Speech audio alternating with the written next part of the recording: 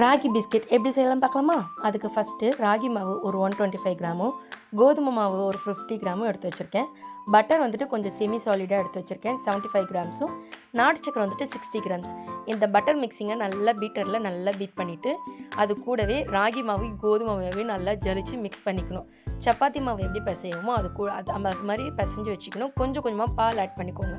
நான் ஓவனை pre heat பண்ணிவிட்டேன். என்கிட்ட குக்கி கட்டர் இல்லை அப்படின்றதுனால நான் கத்தியில் தான் கட் பண்ணேன். ஒருவேளை உங்ககிட்ட குக்கி கட்டர் இருந்ததுன்னா அதுலேயே கூட நீங்கள் கட் பண்ணலாம், ஒன்றும் பிரச்சனை இல்லை. ஷேப்பெல்லாம் வந்துட்டு எனக்கு ஏடாகூடமாக தான் வரும். ஏன்னா என்கிட்ட இதான் நான் ஃபஸ்ட் டைம் பண்ணுறது. என்கிட்ட கட்டரும் இல்லை. கத்தியில் கட் பண்ணுறதுனால எனக்கு சரியாக ஷேப்ஸ் எல்லாம் தெரியல.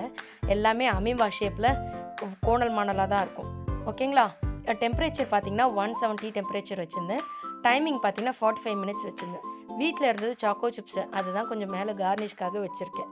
இப்படி தான் நான் ராகி பிஸ்கெட் பண்ணேன். நீங்களும் வீட்டில் ட்ரை பண்ணி பாருங்கள். பாய்.